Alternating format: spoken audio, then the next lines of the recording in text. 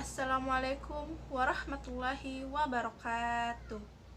Bismillahirrahmanirrahim. Alhamdulillahi rabbil alamin. Wassalatu wassalamu ala asyrafil anbiya'i wal mursalin Sayyidina Muhammad wa ala alihi washabihi ajmain. Amma ba'd. Segala puji hanya milik Allahu Rabbi, segala zat yang maha ghafur, zat yang maha syukur, yang telah memberikan beribu-ribu nikmat yang tidak terukur. Nikmat iman, nikmat Islam, sampai nikmat sehat walafiat, sehingga kita bisa berkumpul di tempat yang insya Allah diberkahi oleh Allah Subhanahu wa Ta'ala. Pada kesempatan kali ini, saya akan menyampaikan sebuah ceramah singkat yang berjudul Adab Bertamu dan Menerima Tamu serta Hikmahnya. Hadirin hadirat yang dirahmati Allah, bertamu merupakan tradisi masyarakat yang selalu dilestarikan. Dengan bertamu, seseorang bisa menjalin persaudaraan, bahkan dapat menjalin kerjasama untuk meringankan berbagai masalah yang dihadapi dalam kehidupan. Bertamu dilakukan kepada orang yang sudah dikenal, baik sahabat ataupun kerabat. Tujuan bertamu sudah barang tentu untuk menjalin persaudaraan ataupun persahabatan. Sedangkan bertamu kepada orang lain yang belum dikenal memiliki tujuan untuk saling memperkenalkan diri ataupun maksud lain yang belum dipahami oleh kedua belah pihak. Jika dilihat dari intensitas bertamu, maka yang sering dilakukan adalah bertamu terhadap orang yang sudah dikenal. Hadirin hadirat yang dirahmati Allah, bentuk adab bertamu sebelum memasuki rumah seseorang, hendaklah orang yang bertamu terlebih dahulu meminta izin dan mengucapkan salam kepada penghuni rumah. Allah Subhanahu wa Ta'ala berfirman yang artinya, "Wahai orang-orang yang beriman, janganlah kamu memasuki rumah yang bukan rumahmu sebelum meminta izin dan memberi salam kepada penghuninya. Yang demikian itu lebih baik bagimu agar kamu selalu ingat." Quran Surah An-Nur ayat 27. Menurut Rasulullah SAW, meminta izin maksimal boleh dilakukan 3 kali. Apabila tidak ada jawaban, seyogahnya yang akan bertamu kembali pulang. Jangan sekali-kali masuk rumah orang lain tanpa izin, karena di samping tidak menyenangkan, bahkan mengganggu tuan rumah, juga dapat berakibat negatif kepada tamu itu sendiri.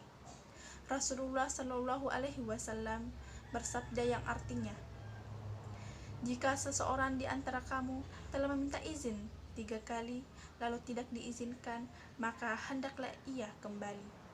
Hadis riwayat Abu Daud. Hadirin hadirat yang dirahmati Allah, di samping meminta izin dan mengucapkan salam, hal lain yang perlu diperhatikan oleh setiap orang yang bertamu, yaitu yang pertama, jangan bertamu sembarang waktu. Yang kedua, kalau diterima bertamu, jangan terlalu lama sehingga merepotkan tuan rumah. Setelah urusan selesai, segeralah pulang. Yang ketiga, jangan melakukan kegiatan yang menyebabkan tuan rumah terganggu. Yang keempat, kalau disuguhi minuman atau makanan, hormatilah jamuan itu. Bahkan Rasulullah SAW menganjurkan kepada orang yang berpuasa sunnah sebaiknya berbuka puasa untuk menghormati jamuan. Dan yang kelima yaitu hendaklah pamit pada waktu mau pulang. Hadirin hadirat yang dirahmati Allah, agama Islam telah mengajarkan bagaimana sikap seorang muslim yang sedang bertamu ke rumah sahabat, kerabat, ataupun orang lain.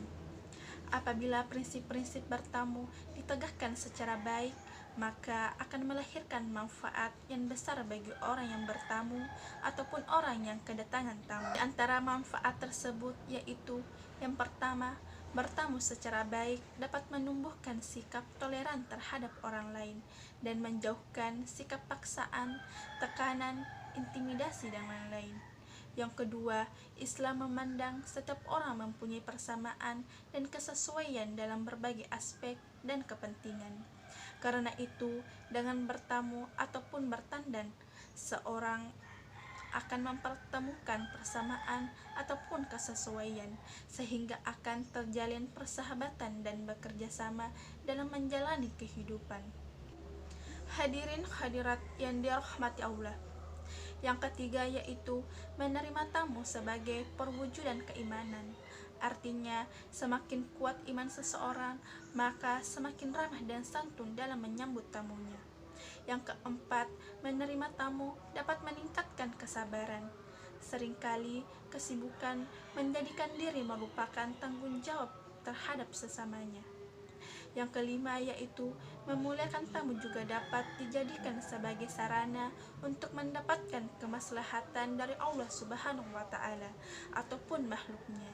Karena sesungguhnya orang yang berbuat baik akan mendapatkan kemaslahatan dunia ataupun akhirat.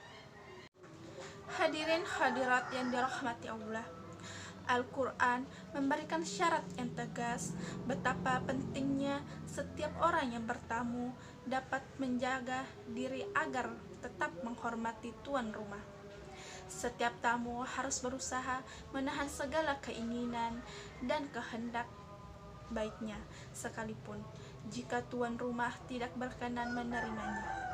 Demikian pula apabila kegiatan bertamu telah usai, maka seseorang harus meninggalkan kesan yang baik dan menyenangkan bagi tuan rumah. Karena itu haram hukumnya orang yang bertamu meninggalkan kekecewaan ataupun kesusahan bagi tuan rumah. Hadirin hadirat yang dirahmati Allah, demikianlah ceramah agama yang dapat saya sampaikan pada kesempatan ini. Semoga dapat bermanfaat dan dapat kita aplikasikan dalam kehidupan sehari-hari. Lebih dan kurangnya mohon dimaafkan. Yang benar datangnya atas bimbingan Allah Subhanahu wa taala yang Maha Benar, dan yang salah, hilaf atau keliru datangnya dari saya pribadi sebagai manusia biasa yang tak pernah luput dari salah, hilaf dan dosa. Akhirul kalam, wassalamualaikum warahmatullahi wabarakatuh.